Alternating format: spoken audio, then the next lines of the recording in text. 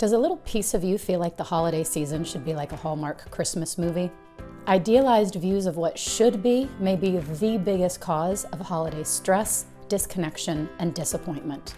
Today, we're getting real about what it really takes to enjoy the holiday season and be present, no matter how closely or not so closely it matches the image in your mind.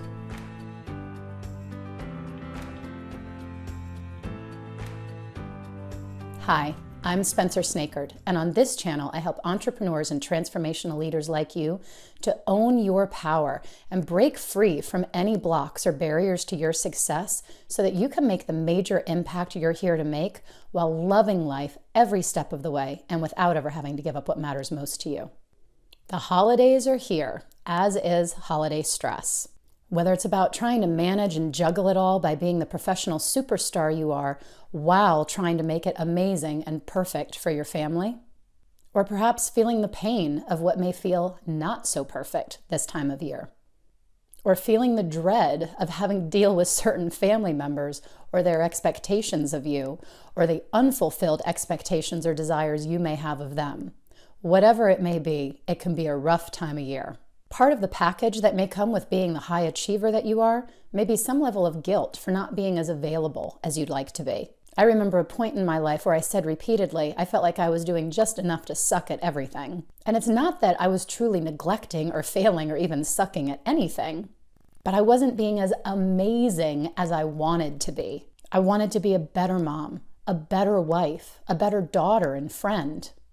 This time of year can lead to some major overcompensation to try to make up for what you think may have been lacking. It can throw you into a tizzy of trying to do more, to make it perfect, to be amazing.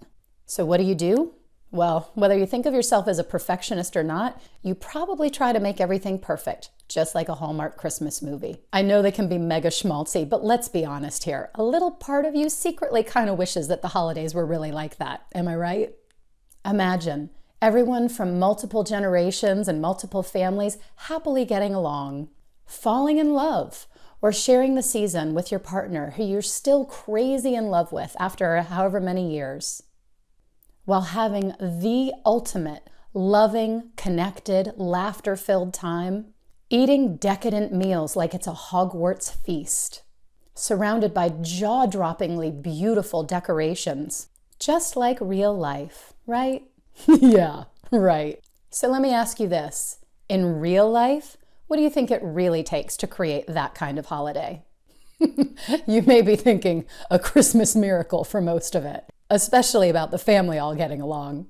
But even for the things you can control, it takes days, even weeks, hours upon hours of shopping and preparing and cooking and cleaning and decorating and hauling stuff out of storage and putting stuff back away after it's all done. Time. Hours upon hours of doing and not being. I mean, we're always being something, but trying to make things perfect usually involves being busy, being exhausted, being disconnected, possibly being resentful, and very likely being frazzled. If what you want is to be present, to be connected, to enjoy the season and the time together with loved ones, you got to set it up to create that. You have to align your actions with what really matters to you. Most of my clients with kids come to me feeling guilty for not spending more quality connected time really being present with their kids. They want to enjoy them, to be with them, to create amazing memories with them. When your kids are grown, what do you think they'll remember the most? The amazing meal you made for the holiday? Or are they more likely to remember the time you all laughed so hard playing a board game together that one of you actually peed your pants? Now that would be a quality family memory. One of my most joyful memories from growing up was the time my mom made me a Princess Leia costume. She was a full-time working mom, and let's just say sewing was not her thing. I had a friend in elementary school whose mom used to make her the most beautiful, flawless clothes all the time. And I gotta admit, I was a little envious. But somehow, even at a young age, I recognize the generosity and the gift of time and sacrifice that my mom made to make this Princess Leia costume that we couldn't find anywhere to buy in stores. I think we had to rip out the seams and redo it at least 4 times, from a piece of fabric being put on backwards or inside out, or sewing all the way through so there was no hole for an arm or a head to go through. We were up crazy late on a weeknight trying to get it ready for school the next day, and we were giddy with laughter over the ridiculousness of the whole situation.